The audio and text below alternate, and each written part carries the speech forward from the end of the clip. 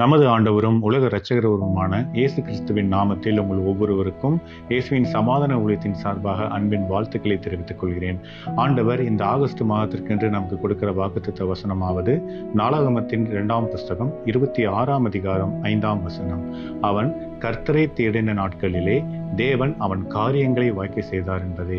ஆம் பிரியமானவர்களே, யாரெல்லாம் இந்த நாளில் ஆண்டவரை நாம் முழுமையாக தேட வேண்டும், ஆண்டவரை உண்மையாக இருக பற்றிக்கொள்ள வேண்டும் என்று வாஞ்சையோடு ஆண்டவரை நாம் தேடும்போது ஆண்டவர் நம் காரியங்களை அனைத்தும் வாய்க்க செய்ய வல்லவராய் இருக்கிறார். இந்த வசனமானது இதுக்கு முந்தின சில வசனங்களையும் நாங்கள் சேர்த்து வாசிக்கும் போது உசியா என்பவன் அமத்சியா என்பவனுடைய மகனாக இந்த பழைய ஏற்பாட்டின் காலங்களில் வாழ்ந்து வந்தார். அந்த உசியா எப்பேற்பட்டவன் என்றால், அவன் 16 வயதில் யூதா ஜனங்களால் எருசலேமில் ராஜாவாக அபிஷேகம் பண்ணப்பட்டான். உசியாவானவன் கர்த்தரை இறுக பற்றி கொள்ளுவனாக தன் தகப்பனுடைய வழிகளில் கர்த்தரின் பார்வைக்கு செம்மையானதை செய்யும் மகனாக அந்த நாட்களில் ராஜாவாக எருசலேம் மக்களுக்கும் யூதா ஜனங்களுக்கும் அரசராக வீற்றிருந்தான். அப்படிப்பட்ட யூதா ஜனங்கள் மத்தியிலே ஆண்டவர் உசியாவை மென்மேலும் ஆசீர்வதித்து மென்மேலும் பெருக செய்தார். எவ்வாறு அவனை பெருக செய்தார்? அவன் கர்த்தரை முழுமையாக தேடினான், உண்மையாக தேடினான்.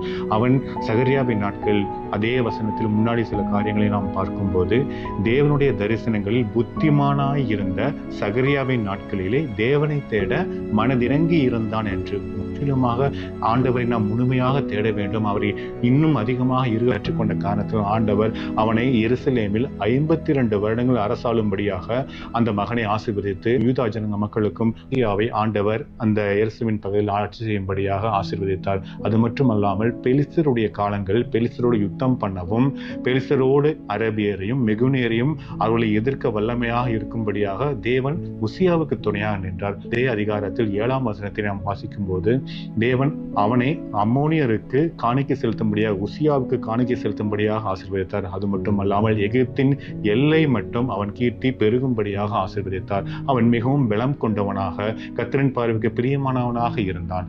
அப்படித்தான் அவனை ஆசீர்வதித்தார். அதே போல இந்த வாழ்நாளில் நாமும் எத்தனையோ காலங்கள், கடந்த 6 மாதங்கள் நாம் எத்தனையோ போராட்டங்கள், எத்தனையோ கஷ்டங்கள், வேதனைகள் மத்தியில் இருந்தாலும் இந்த 6-7 மாதங்களை ஆண்டவர் உயிரோடு வைத்து காக்கும்படியாக, அனைத்து காரியங்களையும் போராடி ஜெயிக்கும்படியாக நம்மளை ஆசீர்வதித்தார். இப்படிப்பட்டதான் ஆண்டவரை நாம் நன்றியோடும் இன்னும் அதிகமாக இருக பற்றி கொண்டு முழு இருதயத்தோடு நாம் கர்த்தரை தேடுவோமானால் ஆண்டவர் நாம் செய்யும் அனைத்து காரியங்களையும் ஆசீர்வதிக்க வல்லவராய் இருக்கிறார். அப்படிப்பட்டதான் ஆண்டவரை நாம் அதிகமாக மகிமைப்படுத்துவோம். அவருடைய நாமத்திற்கு பயந்து அவருக்கு இன்னும் அதிகமாக கீர்த்தியும் புகழையும் அவர்களோடு ஈடுக்க ஆண்டவர் நம்மை அழைக்கிறார். இன்னும் அதிகமாக ஆண்டவரை நாம் பற்றிக்கொள்வோம். நாம் ஜெபிப்போம்.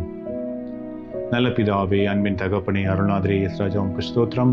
கொடுக்கப்பட்டதான இந்த வசனத்திற்காகவும் நன்றியோடு நாங்கள் ஸ்தோத்திரிக்கிறோம். அப்பா ஆண்டவரே, உசியாவுக்கு கொடுத்த ஆசீர்வாதத்தின் பிரகாரமாகவே எங்களையும் நீர் ஆசீர்வதித்து மிகவும் பலம் கொண்டவங்களாக எங்கள் கீர்த்திகள் உலகமெங்கும் விரிவடையும்படியாக கர்த்தருக்கென்று எழுந்து உண்மையாக ஓடுகிறவர்களாக உலக வாழ்க்கையில் ஆண்டவர் சிக்கிக்கொள்ளாதபடிக்கு கர்த்தருக்கு பிரியமுள்ள ஜனமாக வாழ்ந்து கர்த்தருக்கு பயந்து உங்கள் சித்தத்தை நிறைவேற்ற பிள்ளைகளாக நாங்கள் ஜீவிக்க எங்களுக்கு நீர் கிருபை செய்ய வேண்டுமா நாங்கள் ஜெபிக்கிறோம். அப்பா உசியாவை ஆசீர்வதித்து போல இனி வரும் நாட்கள் ஆண்டவரே ஆசீர்வதித்து வாய்க்க செய்ய வேண்டுமாய் நாங்கள் ஜெபிக்கிறோம். எண்ணற்ற பேர் தகப்பனே இந்த புது கவர்மெண்டால் தகப்பனை வேலை இழந்திருக்க கூடும். அப்பா அந்த வேலைகள் அவர்களுக்கு திரும்ப கிடைக்க நீ உதவி செய்ய வேண்டுமாய் நாங்கள் ஜெபிக்கிறோம். அடுத்த மாதம் எப்படி ஆண்டவரே பிழை போட்ட வேண்டும், எப்படி குழந்தைகளுக்கு ஃபீஸ் கட்ட வேண்டும், எப்படி ஜீவிக்க வேண்டும் என்று தத்தளித்துக் கொண்டிருக்கும் ஒவ்வொருவரையும் தகப்பனே நீர் கண்ணோக்கி பார்த்து தகப்பனே அவர்களை ஆசீர்வதித்து அவள் தேவைகள் யாவற்றையும் நீ நிறைவேற்ற வேண்டுமாய் நாங்கள் ஜெபிக்கிறோம். அப்பா பலன் இல்லாமல் ஆண்டவர் இருக்கிறவர்களுக்கு பலன் அளிப்பவர் நீரே என்று உண்மை யார் யாரெல்லாம் இருக பற்றிக் கொள்கிறார்கள், யாரெல்லாம் உண்மையாய் தேடுகிறார்களோ, உண்மை தேட மனதில்லா யார் யார் இருக்கிறார்களோ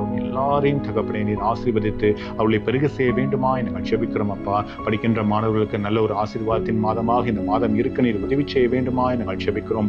வாலிப பிரயாத்திலும் சிருஷ்டிக்கிற நினை என்ற தேவன் தகப்பனே உண்மை இருக பற்றிக் கொள்ளும்படியாக ஒவ்வொருவரையும் நீர் ஆசீர்வதிக்க வேண்டுமாய் நாங்கள் ஜெபிக்கிறோம். அப்பா நோயாளிகளை நீர் குணமாக்க வேண்டுமாய் நாங்கள் ஜெபிக்கிறோம். யாரெல்லாம் ஆண்டவரே நாங்கள் சாவின் விளிம்பில் இருக்கிறோமோ, எங்களை காப்பாற்றி யாரும் இல்லையோ என்று உண்மை நோக்கி அவர்கள் தேடும்போது தகப்பனே உமது ஆசீர்வாதம் உமது பலன் அவர்கள் மத்தியில் கடந்து வர வேண்டுமாய் நாங்கள் ஜெபிக்கிறோம். இப்படியாக தகப்பனே யார் யாரெல்லாம் என்ன தேவைக்காக இந்த வசனத்தை கொண்டு ஆண்டவரை உண்மையாய் நாங்கள் தேடுகிறோம், எங்களை நீர் ஆசீர்வதிக்க வேண்டும் என்று உம்மை நோக்கி கெஞ்சி மன்றாடுகிறோம். அவர்கள் யாவரையும் தகப்பனே நீர் ஆசீர்வதித்து அவர்கள் காரியங்கள் யாவற்றையும் நீர் வாய்க்க செய்ய வேண்டுமாய் நாங்கள் ஜெபிக்கிறோம். அப்பா நீர் அப்படியாக ஆசீர்வதித்து அனைவரையும் பெருக செய்ய போற தயவுக்காக உம்மை நன்றியோடு நாங்கள் ஸ்தோத்திரிக்கிறோம். கடந்த 7 மாதங்களை கடந்து 8ஆம் மாதத்தில் நாங்கள் ஆண்டவரை உமது பாதத்தில் வரும்படியாக தகப்பன் கொடுத்த இந்த ஈவுக்காக உம்மை நன்றியோடுமே சொத்திருக்கிறோம். நீர் எங்களை பொறுப்படுத்திக் கொள்ளும், ஆசீர்வதியும், பலப்படுத்தும். எல்லா துதியும் கனமும் மகிமையும் உமக்கே ஏறெடுக்கிறோம். மீட்பெரும் இரட்சகருமான இயேசு கிறிஸ்துவின் நாமத்தில் நாங்கள் ஜெபிக்கிறோம் ஜீவன் உள்ள நல்ல பிதாவே.